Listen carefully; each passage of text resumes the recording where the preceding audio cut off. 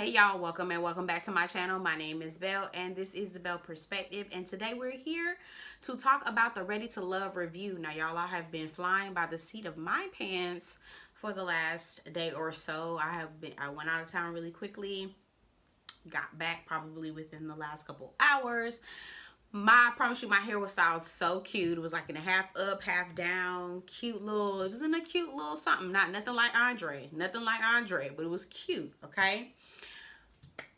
I just got tired of that. I took it all down. I was just like, let me just pull it back because I'm tired of it. All right, y'all gonna get what y'all get, and y'all don't get upset. All right, let's get into some housekeeping items. This is a growing channel, okay? And we support black people over here, and I'm asking that you support black people over here as well. This black person right here, support me. If you haven't already subscribed to the channel, go ahead and subscribe. What are you waiting for? If you have subscribed, thank you so much from the bottom of my heart, okay? I still need your help even after you've subscribed. Hit the like button, get in the comments. I see you guys. Thank you for commenting. I really appreciate it. Help me out. Thank you so much. I really appreciate it. Let's get into this review. It's reunion time. This is what I cannot stand about Ready to Love. So when it first started, I used to love the show. It was organic, and I felt like it was real, and I could, I felt attached to the people that were on the show and the storylines. And then after I started seeing things, I'm just kind of like, I don't really know if any of this is believable. But what I have found consistent is that even if the season is trash, the reunion is going to give a little bit of something. It's going to give a little zhuzh, okay? And I felt like this reunion gave just a little zhuzh, a lot more exciting than the actual season. Okay, so let's get into the fashions. Y'all know we got to talk about the fashions. Jeffri looked like a knockoff Storm. Girl, what was going on, child? She looked like White Out, straight up. And did y'all check that her voice, now she was like, nope, I'm that. I was like, who is this? Who is this? Jeffri? Who is this? Andre, what did he have on? And I know he didn't have no socks on, and I know his feet was stank. Andre looked like his feet stinking. What did he have on, y'all? Please somebody tell me what he had on. Mercedes wig. Ooh, it was like, I was like, nah, I can't talk about nobody's hair right now. But Mercedes, girl, your wig, girl. This must have been the first time she ever tried one, because it was not giving what it was supposed to get, girl. Okay, so we open up. Nephew Tommy, welcome to the Ready to Love. Did Tommy break y'all off with a little something? Did Tommy, you know how Tommy like to talk about himself in third person, and he's his own hype man, and he carrying on and doing all this blah, blah, blah, blah, blah. Okay, you know how he is. First start talking about Jeffri and Andre, and they flash back to how you're my biblical husband and I say yes to you in every single way. I'm like, ooh, girl, I bet she wasn't talking like that when we had the recap, when we had the reunion. Completely switched up. Jeffri says Andre was looking for a reason to break it off with her. He said Andre responds and says, I feel attacked. And somebody in the crowd was like, boy, ain't nobody attacking you. You're absolutely right. Wasn't nobody attacking you. What needed to be attacked is your stylist. Whoever the hell put you in that raggedy ass outfit, and whoever do your hair. Whoever does your hair needs to be attacked. Now that's the person that needs to be, that's the culprit. Okay, there's some things that were going on behind the scenes that I don't really want to speak about. And she was like, we can speak about it. You talking about my kids. And I was like, ooh. So Andre don't like baby's kids. He wasn't trying to be nobody, but he wasn't trying to be baby's kid's father. That makes sense. He says, I just question why the fathers of her children were not present in her life. I felt like that was a red flag. Sir, we already covered this in the show. If you felt that way, why didn't you pipe up then? I'm not understanding. 1, 2, your questioning implies that she has control over what these men do. Now, I don't have any children. I'm child free. But what I can say is that you're not about to sit up here and gang up on single mothers and make it seem like a single mother is the problem. Now, don't get me wrong. There are women who do certain things and use their children as pawns. You're absolutely right. But if you're in that situation, then you know to go ahead and get the court involved and make sure that you have your parental rights and get what you need. There will be no one standing in your way from seeing your children because you actually have parental rights to your child. So when you sit here and say she's keeping them away from their father, how can she do that when they have full parental rights? He has every single right to go down to the court and get courts involved if he's really trying to be a father. So again, I ask the question, why are you pointing your finger at Jeffri when you really need to be pointing your finger at these men who abandoned her? This the man that you said, child, you thought the man with the feather in his hair. Y'all remember he put that feather in his head at the retreat? Y'all remember he put that feather in his head? Y'all think Jeffri, you thought the man with the feather in his hair was going your biblical husband. Girl, Jeffri says her only regret is that she had pretty much shut down all the other men who were open to having her in her life, her and her children in her life. And I felt like she was kind of signaling to the other men. Mark Anthony was looking like, child, she better not look over here because I don't got time for that. And all the other guys that she was talking to, they were all looking like, what she talking about? But she can't come over him. I feel like from that point on, she just started signaling to men. And I'll point out a couple times where I was like, she's signaling. She's still looking for a sponsor, y'all. She's still looking for a sponsor. Start talking about Corvair and Corvair's expectation for her wanting a man that has means. Honestly, I don't think anything is wrong with it. If these men with mics can get on the line and tell women how they want them to, you know, be a size 32 and 36 and 34 and 36 and all this other foolishness, then a woman can come and say, I need you to be able to provide. A woman can absolutely do that. If that is what she requires, if she wants a man to not be living with a roommate, going to therapy, actively working on himself, then she absolutely can do that. I do think that Corvair and DeMario, I've been saying this from the beginning, that Corvair and DeMario actually, I haven't said that they remind me of somebody that I used to know, but I think that they belong together. I think that they will be a good couple, and I'm surprised DeMario didn't shoot his shot at that time, because DeMario reminds me of this guy I used to know named, well, I ain't gonna put his name out there, but he reminds me of this guy I know, and he reminds me of the woman and Corvair reminds me of the woman that this guy I know married. The same personality, same body type, same everything. They are a perfect fit. He was the superficial, wanted to floss, needed the arm candy. Corvair's arm candy. I don't know why. They understand the assignment. So I don't know why they're not together. Lyndon talks about how Corvair pretty much rubbed him the wrong way when she was listing out all the things that she wants in a man. And I'm like, how dare Corvair ask a man to go to therapy, not live with a roommate, be able to, you know, pay his taxes and things. I'm like, baby, it sounded like she was trying to get y'all to level up. You mean to tell me, and I get it, it just sounds like a hit dog hollering to me. Like, you mad because a woman wants you to do more. Just, you know, being a nice guy is not enough. Like, nice guys aren't, we'll talk about nice guys with this whole blue thing. Like, nice guys, no. A good man and a nice guy are two different things. That's not a flex. That's not the flex that you thought. Apparently, Jeffri told Lyndon that Corvair said, she said. Apparently, Jeffri told Lyndon that Corvair told the girls that Lyndon tried to kiss her. Here's what I'm going to say, and I'm not going to bring this up, and I'm not going to talk about it again. I'm not going to say it's too far-fetched because Lyndon tried to kiss Marcia off guard. He tried to kiss her and caught her off guard. So I'm not going to say it's too far-fetched.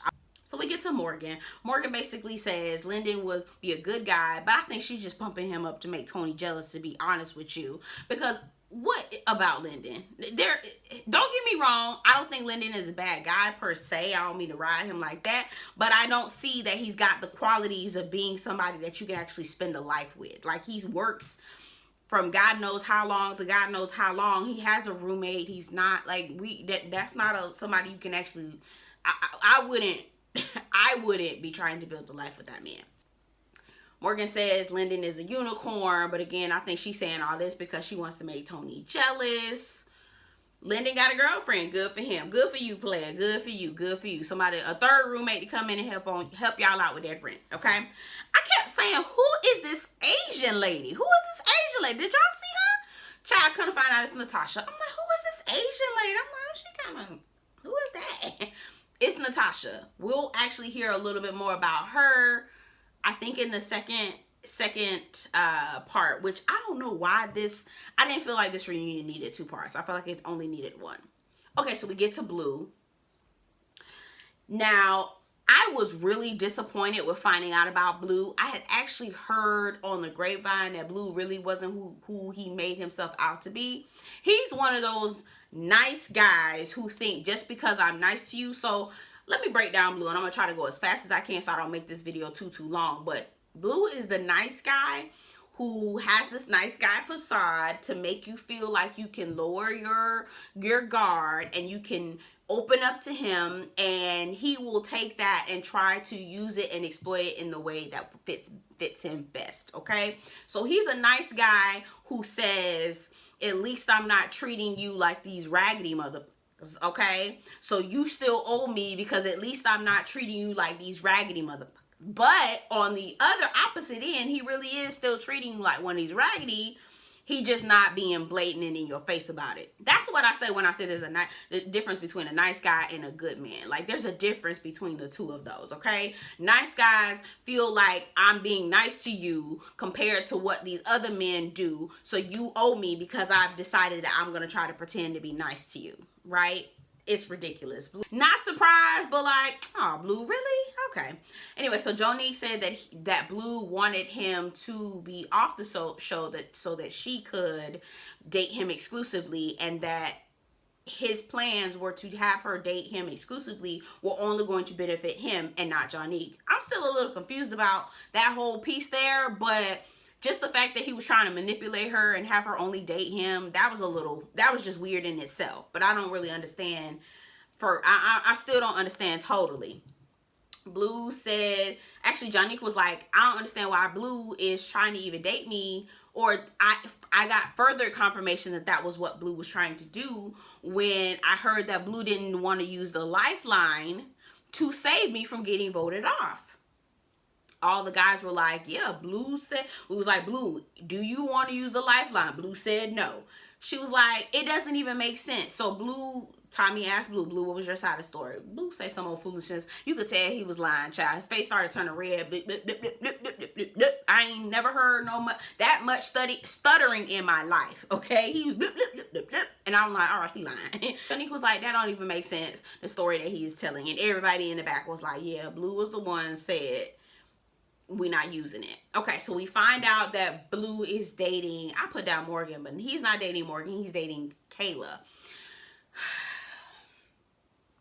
You know what? Kayla is not afraid to take public L's. That is what that is one thing, that is a compliment that I have about Kayla. She is not afraid to take a public L. Ever. So y'all remember Kayla from the previous season. She rubbed me the wrong way. I ain't too much care for her. I don't care for her now. Somebody asked, was she on the show to try to get airtime? Honestly, that's what it's giving at this point, because when Tommy asked how long y'all been together, Blue said, oh, 3 months. She said, oh, a few months. And it sounded like, and maybe they just kind of, the story just, maybe they didn't remember. But it just didn't, it just didn't come off authentic. So the girl with the big hair, I don't remember her name, and I was supposed to Google it before I got on the line, but I forgot. So the girl with the big hair was like, this interesting. A word, y'all talking? Okay. I was like, oh, she got tea. What she got? What she got?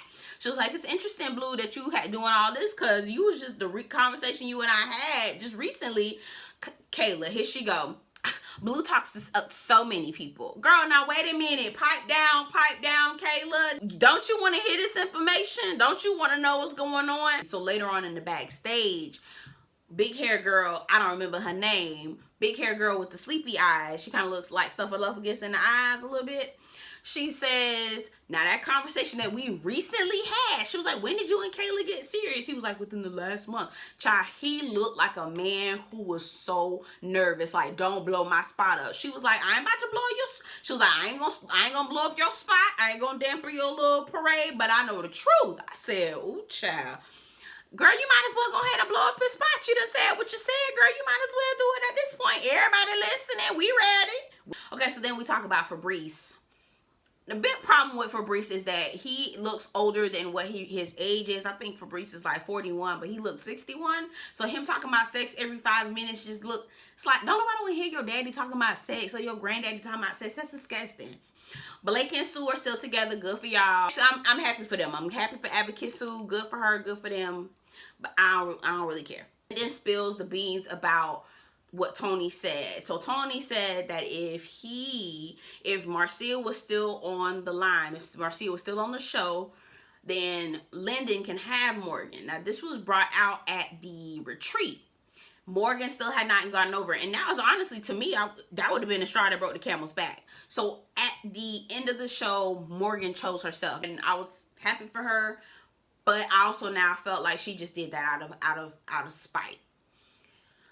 Morgan said that she was willing to date Tony after the show. And I'm like, now why would you be willing to date Tony after the show if you're going to choose yourself? If he done said, and that was that girl, he said that you can have her. If such and such was still here, you could have her. Girl, he wouldn't be able to say 2 words to me. But she said, yeah. So Morgan was like, yeah, me and Tony, I was willing to talk to him after the show. I was willing to still date him after the show. Natasha in the back was like, what? I was like, oop, oop, oop, oop. We'll hear about that in the second episode, in the second half. Tony was like, yeah, I was trying to, balance life. I was trying to balance 2 kids and all these things. And Morgan was like, pipe down, pipe down, pipe down. You'll make time for what you really want. And that is absolutely true. A man will make time for what he wants to make time for. Tony, if you're looking for a wife like you said you did all throughout the episodes, all throughout the show, why would you not have time to keep trying to maintain something with Morgan? They have a toxic, they trying to conquer each other. That's what that is. They are trying to take each other down. And it's the weirdest thing. So they go back and forth. Morgan says that Tony is a monster. And everybody's looking like, oh my God. And she had this crazed look in her eye. When I tell you, Morgan, she played a long game. She give me single black female if you fool around with her. Like, she ain't nothing to play with.